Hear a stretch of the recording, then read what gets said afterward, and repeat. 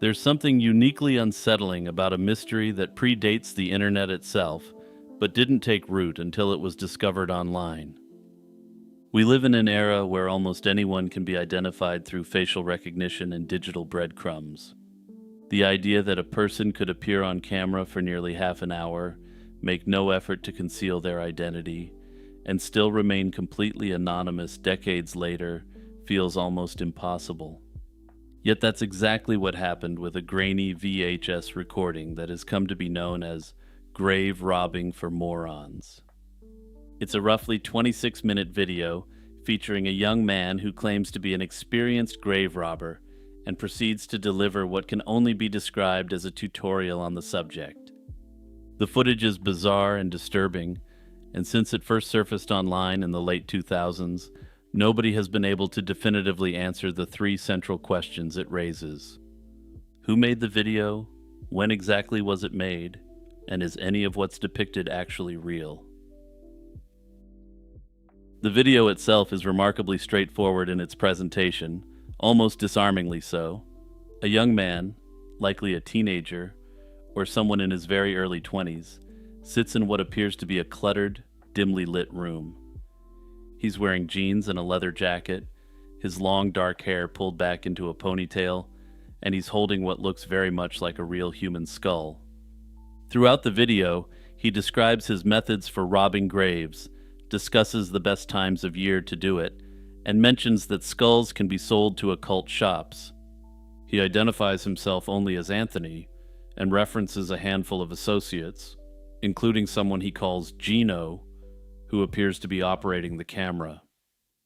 He has a noticeable speech impediment, and the entire production has the raw, unpolished feel of something recorded in somebody's living room on a whim. Understanding how this video reached the public requires stepping back into a world that doesn't exist anymore. The underground video trading scene of the late 1980s and 1990s. Before the internet made distributing video as easy as clicking a button, collectors of obscure and extreme content would trade bootleg tapes at conventions and through mail-order catalogs. The original tape apparently circulated through these channels for years before anyone thought to digitize it.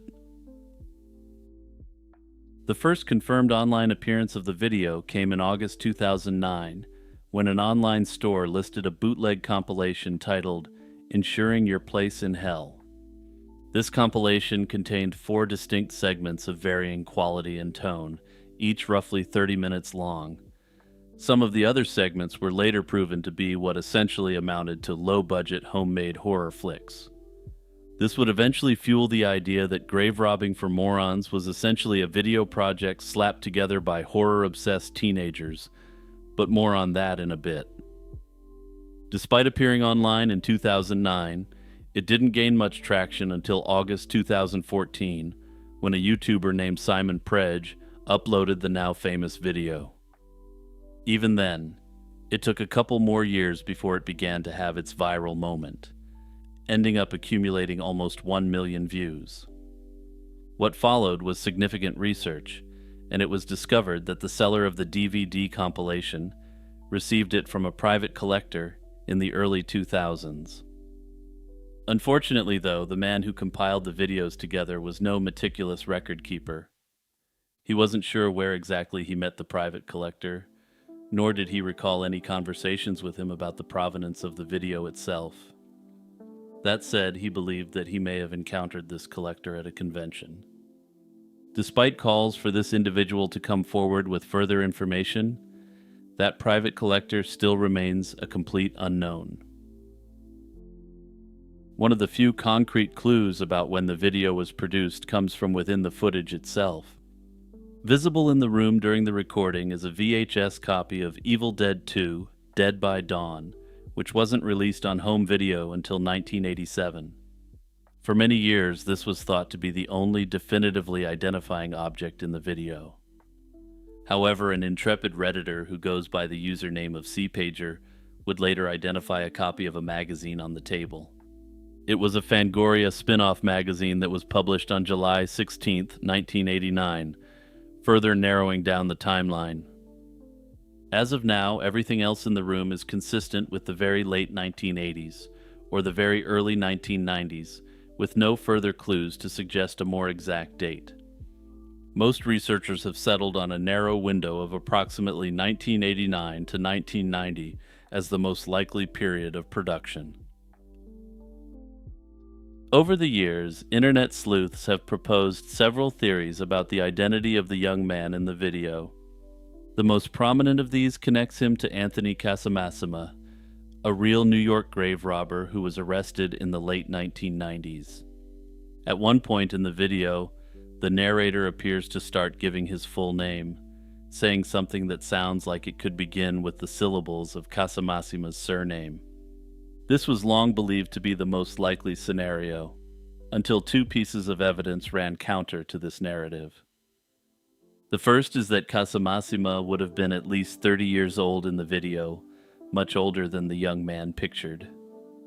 However, what really ended the debate was the discovery of photographs of Casamassima, which clearly showed he couldn't have been the man in the video. Another recurring theory across the internet identifies the narrator as a Brooklyn-based individual nicknamed Screws. He allegedly operated out of the Red Hook neighborhood and ran a shop selling bootleg goods, including movies and knockoff clothing. The nickname supposedly stemmed from his reputation for cheating people.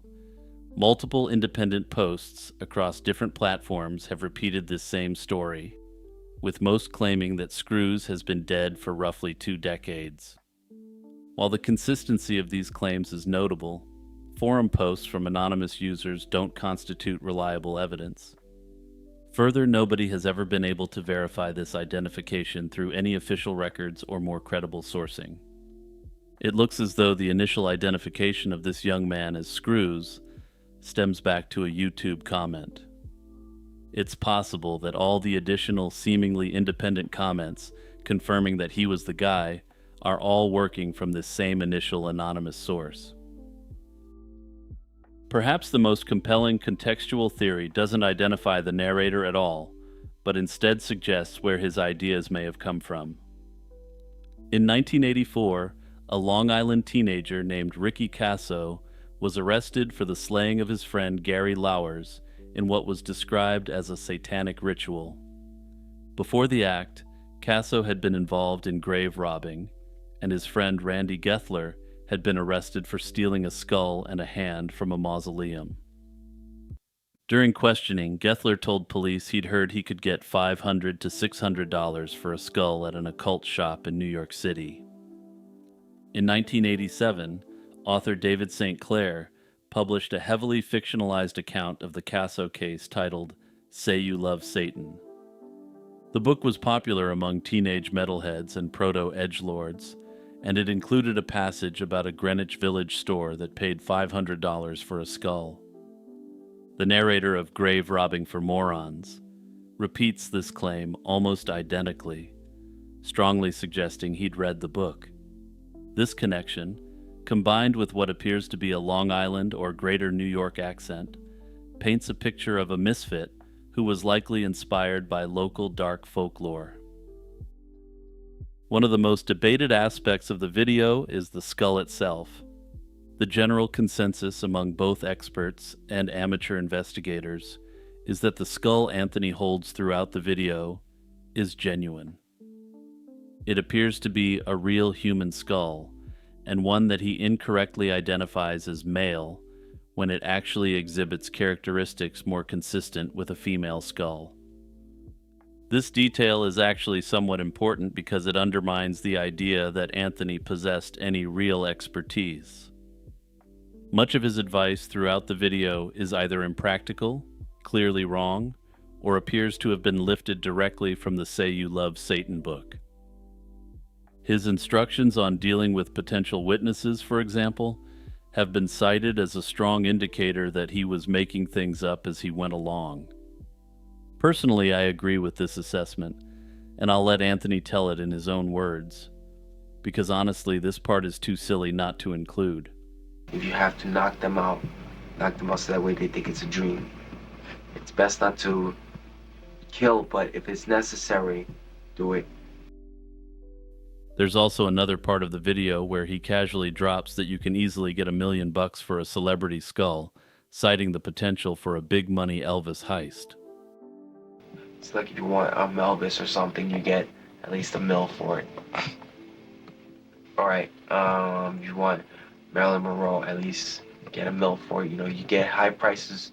The more famous they are, get the most high prices. Right. So if that person really wants it, they will get that money. Or else otherwise it's not worth it. And always ask for money up front.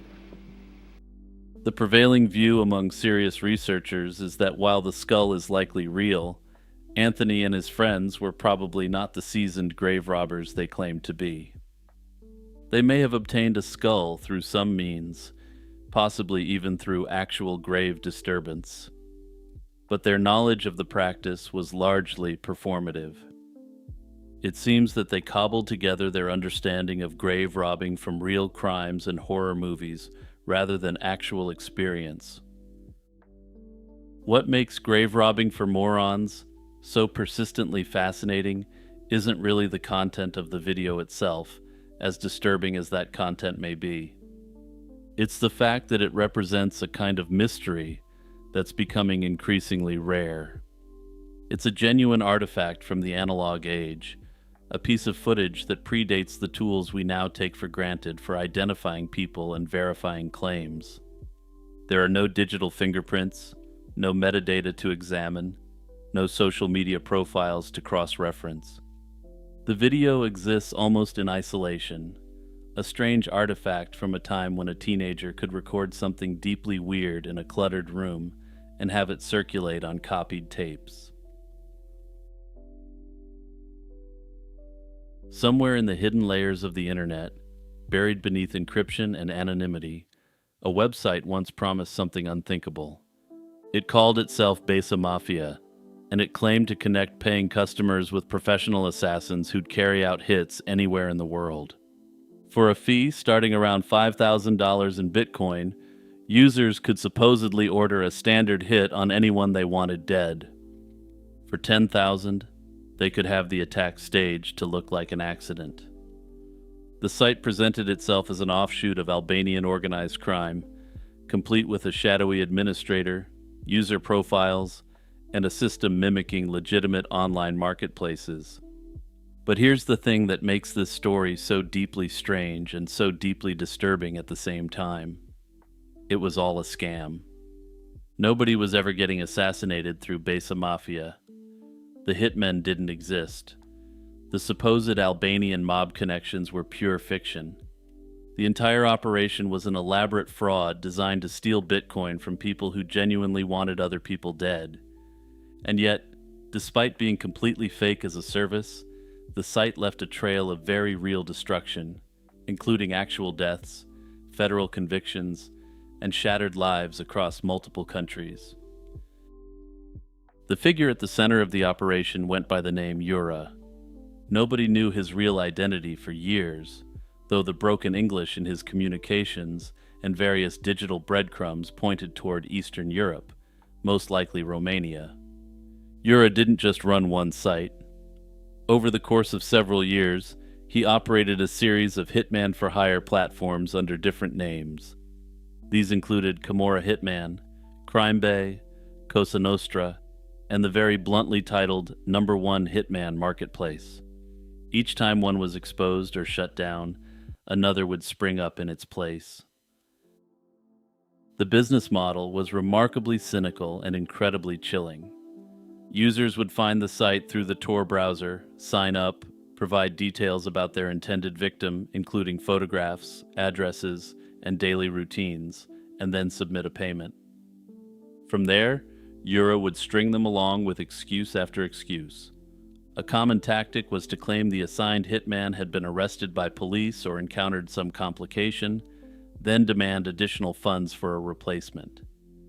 It was a classic con, but one operating in a space so morally compromised that victims of the scam could hardly complain to anyone. After all, you can't exactly file a fraud report when you've been cheated out of money you spent to retain a hitman. What made Besa Mafia especially effective was the effort Yura put into maintaining the illusion. He hired freelancers to run online campaigns, boosting the site's visibility. He created websites that simultaneously condemned and promoted the operation, generating a self-reinforcing cycle of online discussion. These websites would report on the absolute travesty of the Besa Mafia and its kingpin Yura, a negative marketing campaign intended to drive marks to his website. He even produced staged proof of violence videos to intimidate so-called critics, including one clip showing a car being set on fire with a sign referencing a critic's website. Little did credulous viewers know that he was doing this himself, in an effort to make him seem like a powerful underworld figure. Interestingly, when his customers became too insistent that they had been scammed, he fed their names and information to the authorities. He told the authorities this was a public service, but it was really just one more element of his business model. It's also believed that he had hoped to generate uncertainty about who he actually was from local law enforcement. To them, he didn't claim he was an Albanian mafia figure, but something entirely different, and somehow more fear-inducing. He implied that he was connected to various intelligence agencies, and the operation was actually a honeypot to lure in people who wanted to off their enemies. Much like with Jeffrey Epstein, this intelligence connection was intended to have a chilling effect on any local law enforcement investigations. The first person to seriously challenge Besa Mafia's facade was Chris Montero, a London-based IT specialist and cybersecurity researcher. In 2016, Montero noticed someone had accessed his blog and edited one of his posts about dark web scams to insist Besa Mafia was legitimate. The initial post hadn't mentioned Yura's operation at all, and the edit immediately struck him as suspicious. He investigated the site, quickly concluded it was fraudulent, and published his findings on his blog. What followed was an escalating conflict between Montero and Yura. The site's operator tried to bribe him into taking down his critical posts. When that failed, Yura sent Montero the car-burning video as an intimidation tactic. Montero, undeterred, exploited a vulnerability in the Besa Mafia messaging system and gained access to the site's back end, and what he found there was staggering. Hundreds of real people had submitted orders requesting killings, beatings, kidnappings, and acts of arson. The messages were graphic and disturbingly specific, and they weren't idle fantasies. People had paid real money and provided real details about real targets.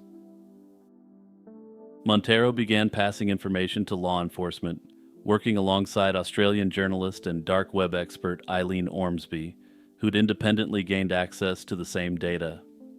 Ormsby, a lawyer turned investigative writer, had been researching dark web marketplaces for years and recognized the danger immediately. Together, they tried to alert police agencies around the world about the targets on what amounted to a kill list. The response from authorities was frustratingly slow, and many agencies dismissed the information because the site was known to be a scam. The logic seemed to be that if the hitmen were fake, there was nothing to worry about. But that reasoning turned out to be tragically and fatally wrong. But before I talk about that, it's worth mentioning that Montero himself was arrested in 2017 after Yura planted false information online, framing him as the site's actual operator. He spent 2 days in custody before the cops realized their mistake and released him. The most devastating consequence of Besa Mafia's existence was the case of Amy Allwine, a dog trainer and devoted mother from Cottage Grove, Minnesota. In February 2016, someone using the screen name Dog Day God contacted the service and ordered a hit on Amy. The user provided her photograph, her travel schedule, and her home address, and paid thousands of dollars in Bitcoin. Besa Mafia strung the customer along with the usual excuses. The hitman had been arrested. More money was needed. A dog ate the hitman's weapon. The usual excuses. In May 2016, after the site was hacked and its customer data leaked, the FBI learned about the threat against Amy. What happened next is absolutely wild, considering how often the spouse is the one who is responsible in these sorts of cases. Agents contacted the Allwine household and informed both Amy and her husband Stephen that someone had paid to have her knocked off. They advised the couple to install security cameras and purchase a weapon for self-defense. Curiously, the FBI apparently never considered Stephen a suspect, even though he was sitting right there in the room during the notification. That turned out to be a catastrophic oversight, and as it turned out, Stephen Allwine was Dog Day God in the flesh. He was a church elder who'd been carrying on multiple extramarital affairs through the dating site Ashley Madison. His church didn't condone divorce, and he'd taken out a $700,000 life insurance policy on his wife. And yeah, last I checked, there's something in the Bible that forbids cheating on your wife, then offing her for a tidy profit. But hey, I'm not a theologian. When his dark web plot failed because the hitmen he'd hired simply didn't exist, he took matters into his own hands. On November 13th, 2016, Stephen drugged Amy with a massive dose of scopolamine, a drug that causes extreme disorientation, then shot her and attempted to stage the scene. The gun was placed near her left hand, though she was right-handed, and there was no residue on her hands. The case unraveled when a computer forensics expert discovered a unique 34-character Bitcoin address found on Stephen's laptop. This was identical to the one Dog Day God had used to pay Besa Mafia, and Stephen Allwine quickly let the police know that he'd been the victim of a sophisticated setup by the real perp. Unsurprisingly, detectives and prosecutors didn't buy this story, and he was clapped in cuffs and eventually put on trial. In January 2018, Stephen Allwine was convicted and sentenced to life in prison without the possibility of parole. Amy Allwine's killing wasn't the only real-world crime connected to the site, and the full extent of the fallout worldwide isn't known.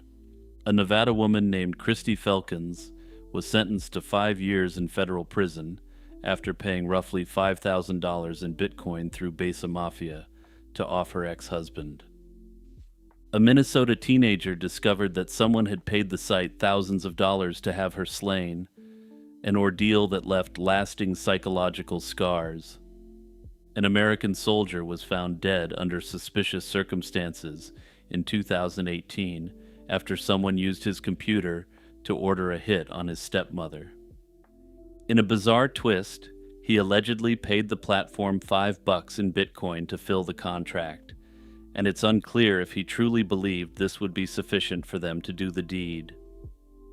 Disturbingly, unlike Dog Day God, some have theorized that he may have actually been framed, especially given the fact that he sent the equivalent of $5. By 2022, data gathered from Montero's investigation and subsequent law enforcement efforts had contributed to at least 25 arrests, mostly in Romania. The site and its variants had generated an estimated $6.5 million in cryptocurrency over its lifespan. Even after the arrests, it remained unclear whether Yura was a single person who'd built an operation requiring a team, or whether it had always been a group effort. If there really was a Yura, and this wasn't just a collective name, he's never been apprehended. Some have speculated that he may be located in Moldavia or the breakaway Republic of Transnistria, the latter of which would put him essentially outside the law. In the end, whatever the case, it's clear that there was a very sophisticated organized crime gang behind the Besa Mafia. Hey everyone, it's Jimmy dropping in letting you know how grateful I am that you made it this far in my video. If you're enjoying the content, don't forget to hit the like and subscribe buttons and ding that notification bell. Also, don't forget to check out the Patreon or the YouTube membership if you want to support my channel further. Somewhere in South Korea, in a small and cluttered apartment, A woman has been broadcasting her life to the internet for well over 2 decades. She sleeps for extraordinarily long stretches, sometimes upward of 12 or even 20 hours at a time. She holds up handwritten signs in Korean to whoever might be watching, and what they say are deeply concerning. She claims she's being controlled by a corrupt police officer through a microchip implanted in her body. Nobody knows her real name, and nobody has been able to confirm or fully disprove her story, despite her being in the public eye for so long. For the thousands of people who've watched her streams, the mystery of the woman known as Chip Chan remains one of the most haunting puzzles the internet has ever produced. The story begins around 2008, when a user browsing 4chan's paranormal board stumbled across something unsettling during a thread dedicated to finding unsecured webcam feeds. The feed showed a Korean woman lying motionless on the floor of a messy apartment, surrounded by large sheets of paper covered in Korean writing. She didn't move for hours, and many anonymous posters assumed that she was dead. Then, without warning, she sprang to life, quickly hiding behind a stack of handmade signs, as though she knew she was being watched. The user posted the link, and from that moment on, an online community formed around trying to figure out who this woman was and what was happening to her. Through her blogs, live stream chats, recorded audio messages, and the countless handwritten signs she's held up to the camera over the years, a narrative has taken shape. According to Chip Chan, a corrupt South Korean police officer she refers to only as P implanted a device known as a chip into her body, near the cartilage of her ankle. According to the Chip Chan lore, so to speak, this occurred sometime around 2006. A chip is a real product, an injectable radio frequency identification microchip originally designed for identification purposes, similar to the kind used to tag pets. Chip Chan, however, claims that the chip implanted in her body goes far beyond simple tracking. She insists that P can use it to control her mind, force her to lose consciousness at will, see through her eyes, and cause skin rashes and outbreaks. She believes that he essentially holds her prisoner in her own home without ever needing to physically be there. However, she has also claimed at other points to have been living this lifestyle since 1996, calling into question the veracity of the entire origin story. She claims that her parents are deceased and left her a large inheritance, which P is allegedly trying to control. This, she says, is his motivation for keeping her captive, and she's stated in communications with viewers that she's met P only 2 or 3 times in person. She refuses to reveal his full name or rank, though she has referenced specific names of officers she alleges are connected to his network. She doesn't go to the police because she believes the entire force itself is complicit, and that reporting P would only make things worse. While she used to be a dedicated live streamer, she gradually moved away from the platform, posting on YouTube instead under the channel Mind Control Weapon. Her YouTube channel has been her most active online presence in recent years, and her streaming frequency has declined steadily over time. What viewers have observed over the years paints a troubling picture regardless of which explanation one finds most plausible. Chip Chan spends the vast majority of her time either sleeping or sitting at a computer. She sleeps in unusual and seemingly uncomfortable positions, often in a chair or on the floor, and occasionally inside a large filing cabinet. Her sleeping patterns are erratic and extreme, with sessions lasting 12 hours or far longer. She appears lethargic, unkempt, and in poor physical health, with skin rashes and wounds of unknown origin that she's documented in photos and videos over the years. According to her own headcanon, these skin conditions and wounds are caused by P and his thugs through the use of the chip. Her apartment is filled with the handwritten signs she uses to communicate with the outside world. Translations of these signs have revealed messages that are equal parts desperate, disorienting, and nonsensical. One reads that P has been using a particular technique since 2006, causing her to sleep for 20 hours a day and leaving her terrified of falling asleep. Another describes how the police officer forces her to lose consciousness at any time, which is why she always sleeps sitting in a chair. Other signs ask how anyone could sleep sitting upright every single day unless they were being forced to lose consciousness against their will.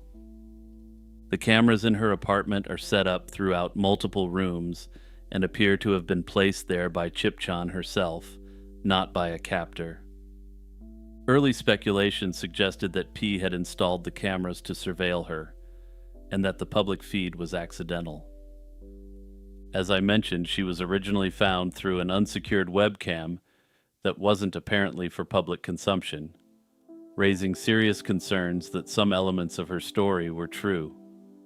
4chan users initially speculated that someone, perhaps the police officer, had placed this vulnerable woman under 24/7 surveillance against her will.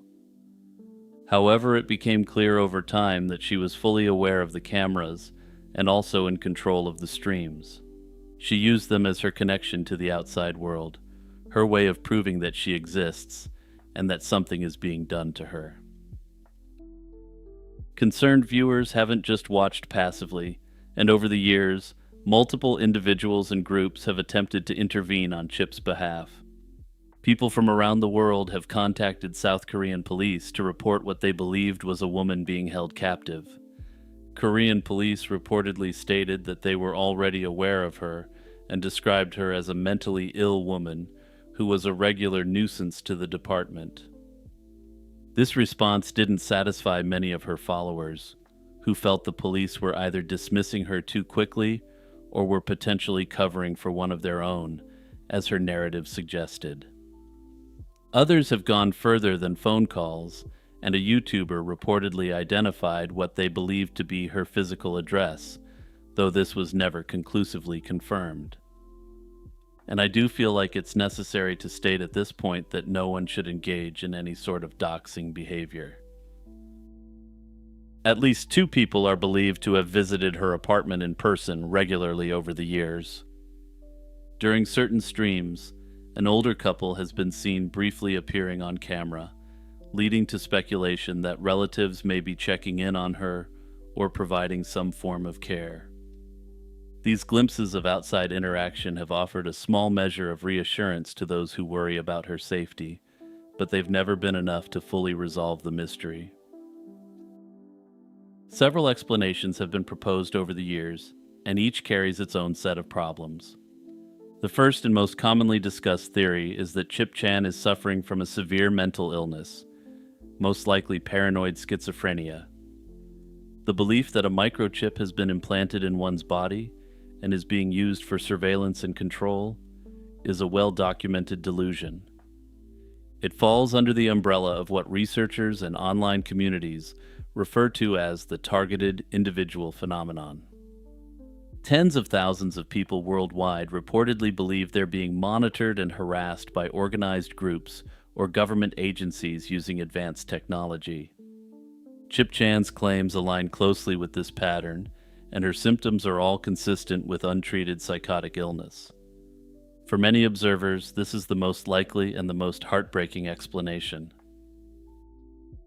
The second theory is that Chip-chan's story is to some degree actually true.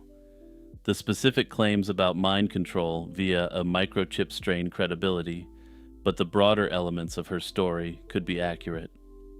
And it's worth noting that this isn't mutually exclusive, with the idea that she's suffering from a severe form of mental illness. She could be a vulnerable person being exploited by someone in a position of authority for financial gain. She claims to have a significant inheritance, and financial exploitation of isolated individuals is a tale as old as time. The fact that she's moved apartments multiple times over the years, while maintaining her streams, suggests she isn't entirely without agency or resources. In fact, it seems to suggest that she may have access to fairly significant wealth, since viewers don't believe her apartments are public housing units.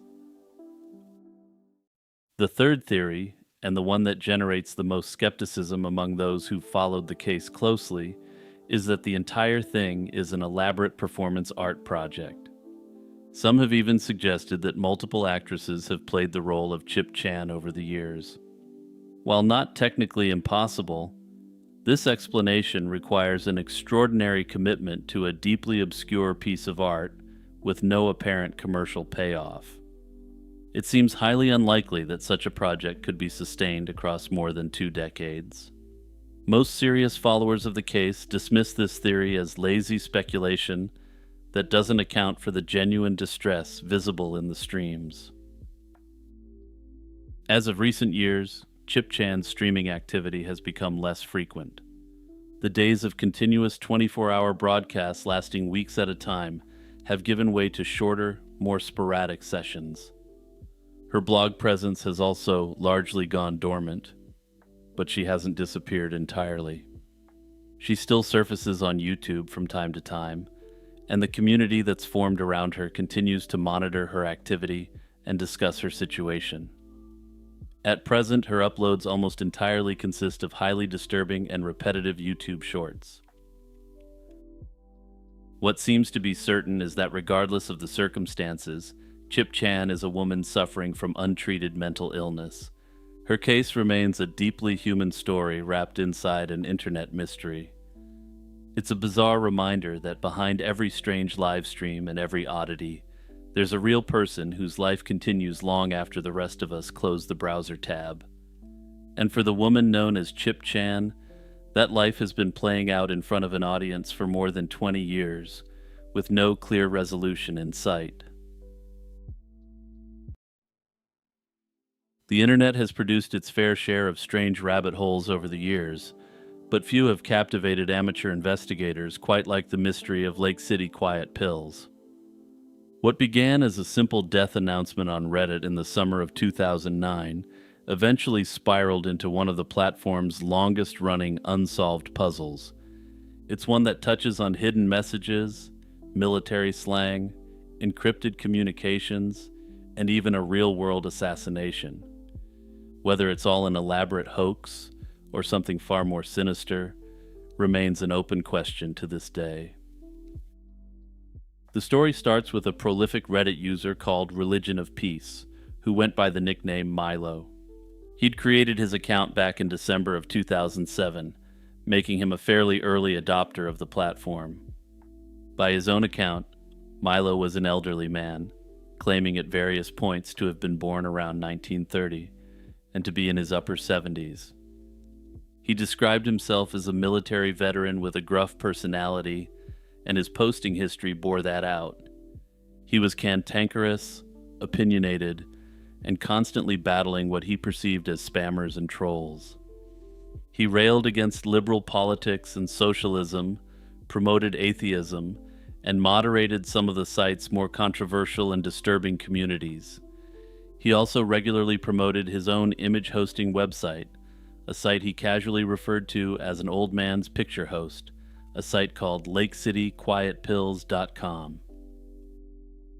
On July 17, 2009, a brand new Reddit account with the username 26 appeared and posted a brief, emotional message announcing that Milo had died.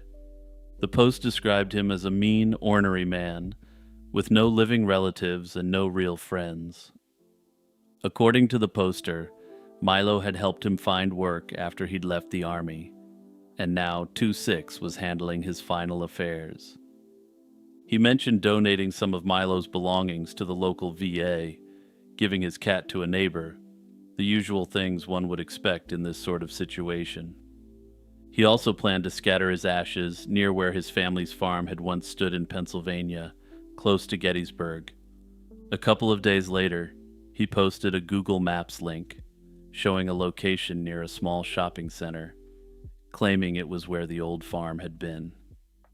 The post drew genuine sympathy from dozens of Redditors who'd interacted with Milo over the years.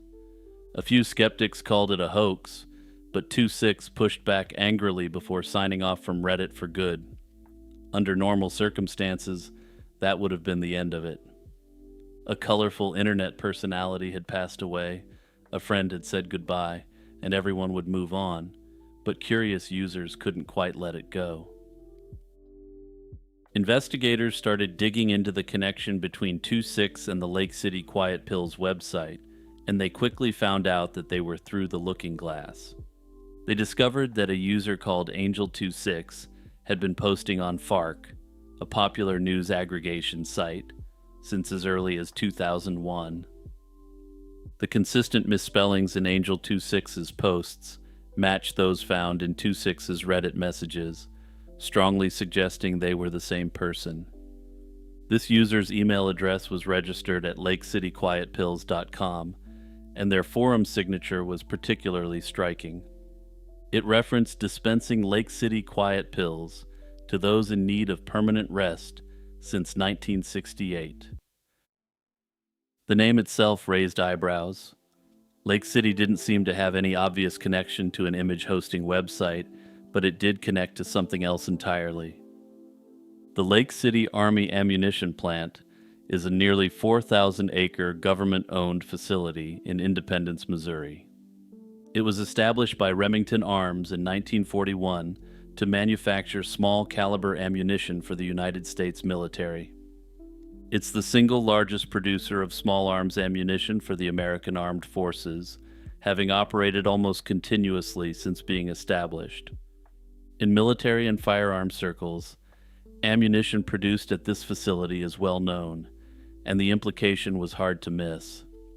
If Lake City referred to the ammunition plant, then Quiet Pills was slang for bullets. This realization prompted more people to look closely at the website's source code, and what they found was deeply unsettling. Hidden within the source code of lakecityquietpills.com were messages that appeared to function as some kind of private communication board. On the same day that 2-6 announced Milo's death on Reddit, a hidden message appeared on the site conveying the same news to an unknown audience. It described giving away Milo's cat and taking his ashes back to Pennsylvania. Over the following weeks and months, additional messages appeared, including one in which someone announced they'd bricked Milo's iron key. An iron key is a brand of hardware encrypted flash drive, and bricking it means deliberately destroying its data. The implication was that whatever information Milo had stored on that drive needed to be permanently erased. Then came the messages that really alarmed people. Hidden posts began appearing that looked remarkably like job postings. They referenced immediate needs for groups of 8 to 10 people who were fluent in specific languages, including Korean, Farsi, Arabic, and French. They mentioned delivery bonuses, sequester periods, and insurance arrangements described as part of an agreement or contract. To many observers, these looked like recruitment notices for mercenary or private military operations. The mystery took its most dramatic turn in January of 2010, when a hidden message on the site invited people to a birthday celebration for Milo. The old man who'd supposedly died 6 months earlier was apparently having a gathering. The message mentioned a party starting at around 1500 hours and referenced 38 rooms booked at a Marriott. Another message appeared the following day with additional logistical details about key cards and travel names. On January 19, 2010, Mahmoud al-Mabhouh, a senior Hamas military commander responsible for weapons procurement, was assassinated in his room at a hotel in Dubai. According to the Dubai police investigation, al-Mabhouh had been tracked from Damascus by a team of at least 26 operatives carrying forged European passports. He was slain between his arrival at the hotel in the afternoon and approximately 9 in the evening. The operatives had arrived from various cities, spread across multiple hotels, used disposable phones, and paid in cash. Dubai's police chief later stated he was nearly certain that Israel's Mossad intelligence agency was responsible and had done a sloppy job. Israel, following its standard practice, neither confirmed nor denied involvement. Internet sleuths immediately noticed that the timing of the hidden messages on the Lake City Quiet Pills site seemed to align with the logistics of the Dubai operation. The party invitation appeared roughly a week before the strike, and the mention of hotel rooms, key cards, and travel names felt chillingly operational.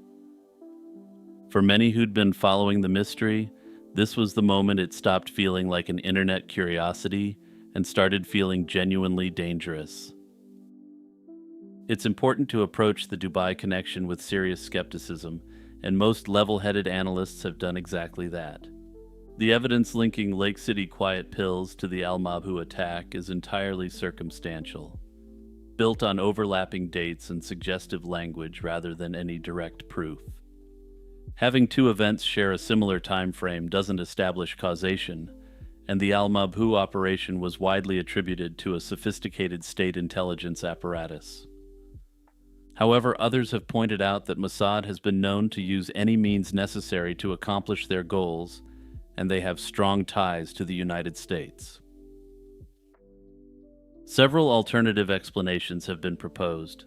Some believe the entire thing was an elaborate alternate reality game, a type of interactive fiction that uses real-world platforms to create immersive puzzles. The level of detail involved, from years of consistent posting across multiple platforms to the carefully planted clues, is potentially consistent with a dedicated ARG. Others have suggested it was simply a hoax designed to generate traffic to the website or to create an internet legend. The fact that Milo was known for his disturbing and dark sense of humor and provocative nature supports this reading in the minds of many theorists. What argues against the hoax theory, however, is the sheer effort involved. The Angel26 account on FARC predated the Reddit mystery by nearly a decade. The consistent spelling errors across platforms suggest a real person rather than a character being performed. The hidden message board within the site's code required genuine technical knowledge to create and maintain. And perhaps most tellingly, when the site began attracting attention, it didn't lean into the publicity.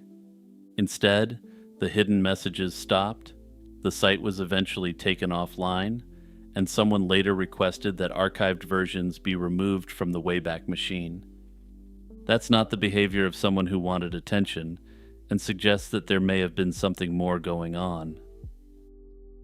Lake City Quiet Pills endures as one of the internet's most compelling unsolved mysteries precisely because it resists easy categorization.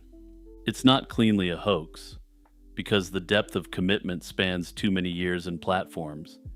It's not cleanly an ARG, because no one ever stepped forward to claim credit or reveal the game. And it's not proven to be a real mercenary operation, because the most sensational claims rest on coincidence rather than evidence. Somewhere buried in that blur, the actual truth about Milo and the nature of the quiet pills he was allegedly dispensing is still waiting to be found. There's a sketch of a man's face that, at some point between 2008 and 2010, probably crossed your screen. It's an unremarkable face in many ways, a composite drawing showing a round-headed figure with thick bushy eyebrows, a receding hairline, thin lips, and beady eyes. He looks like someone you might have sat next to on a bus and immediately forgotten, the kind of face that blends into a crowd without effort. And yet, according to thousands of people around the world, this was the face of a man who kept showing up uninvited in their dreams. The phenomenon was called, "Did You Ever Dream This Man?" And it became one of the most fascinating internet mysteries of the late 2000s. It sparked genuine debates among psychologists, online communities, and media outlets before its true nature was finally revealed. But even after the curtain was pulled back, the story didn't end the way anyone expected it to. The narrative presented on the website was as straightforward as it was bizarre. In January 2006, a patient of a well-known psychiatrist in New York City sketched a drawing of a man who'd been appearing repeatedly in her dreams. She claimed she'd never met anyone who looked like him in her waking life, but he kept showing up, offering her unsolicited advice about her personal decisions. She found it deeply unsettling and couldn't get this figure out of her head. A few days later, another patient of the same psychiatrist noticed the sketch sitting on his desk and immediately recognized the face. That patient started insisting that the very same man had been visiting him in his dreams as well. Intrigued, the psychiatrist forwarded the composite image to colleagues who also treated patients suffering from recurring dreams.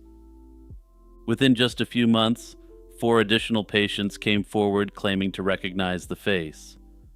All of them swore they'd never encountered anyone resembling the drawing in real life. The patients and the doctor collectively began referring to the mysterious figure simply as this man.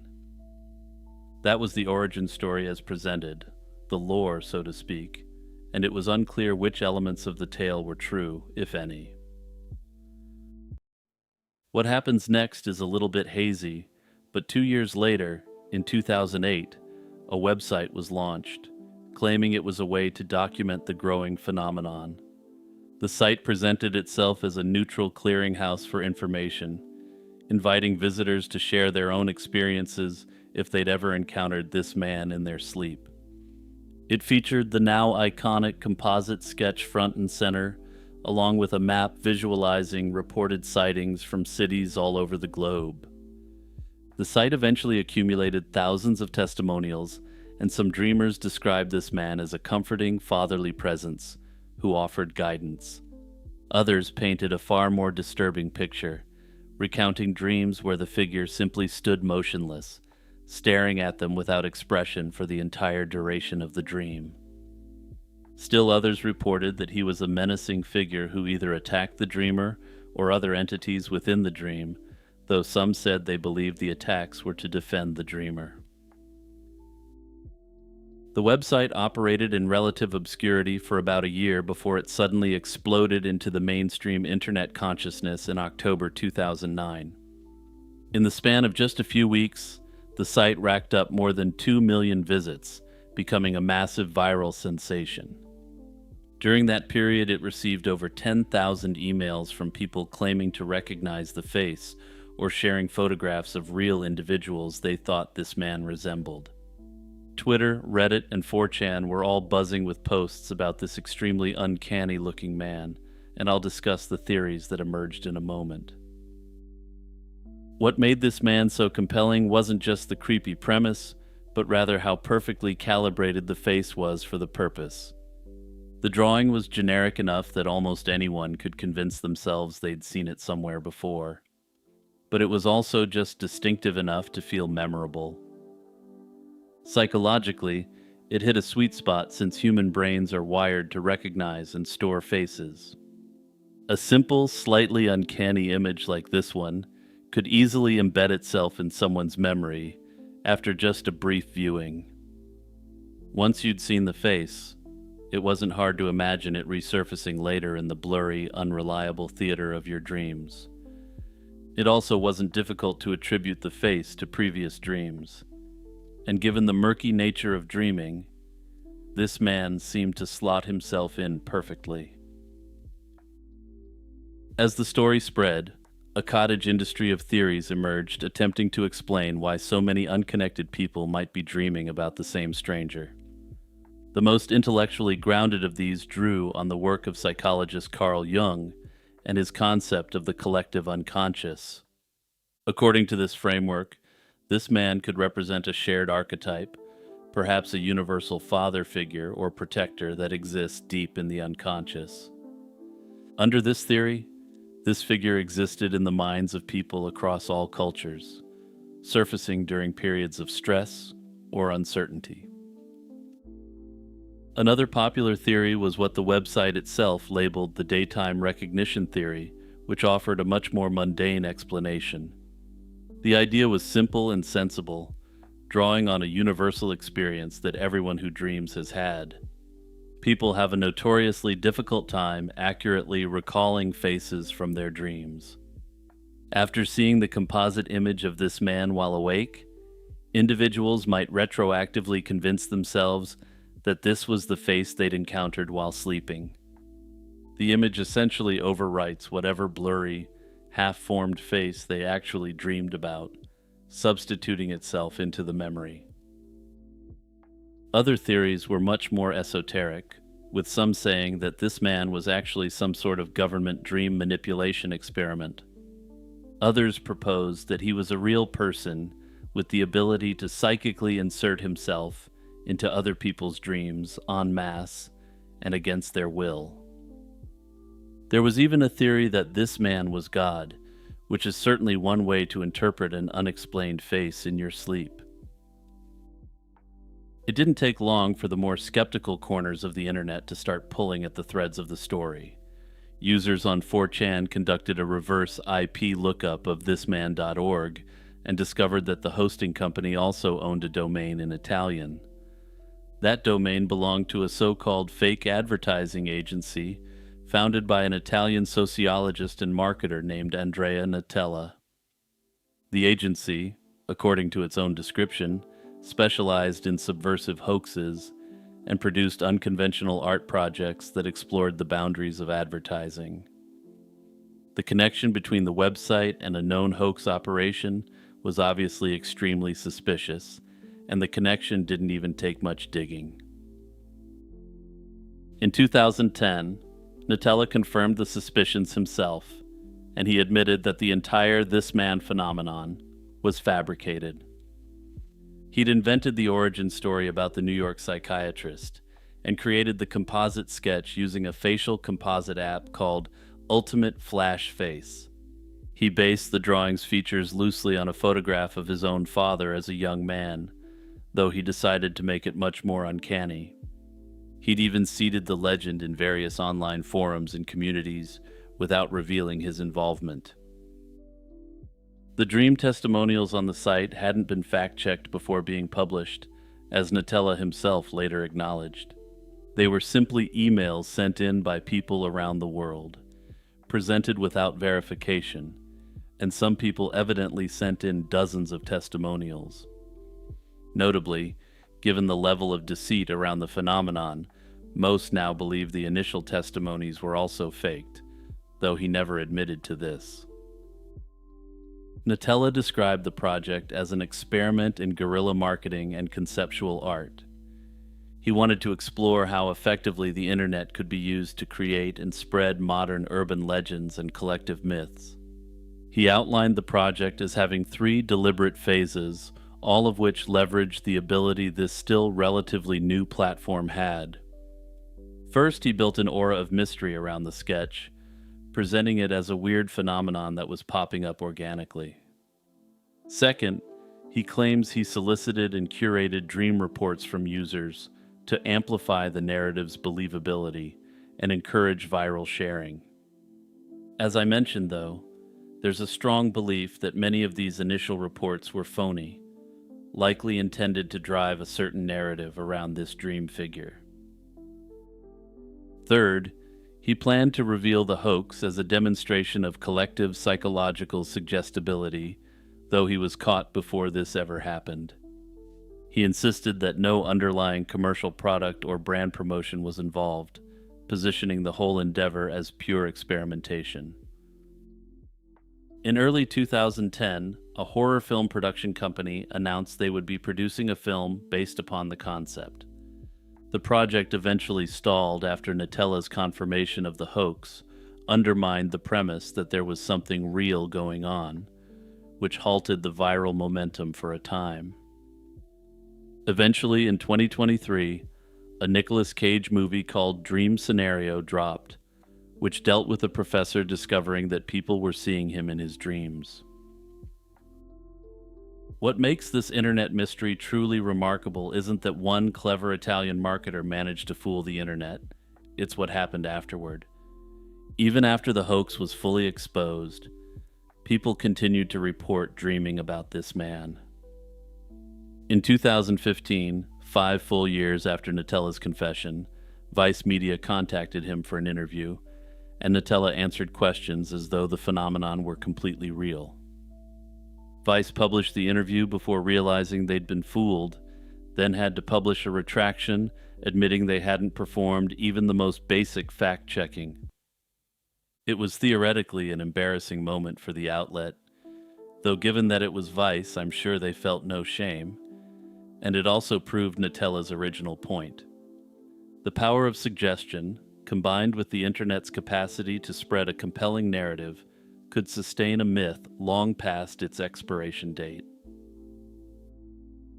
At its core, the "did you dream of this man" phenomenon endures because it tapped into something genuinely universal. Dreams remain one of the least understood aspects of human consciousness.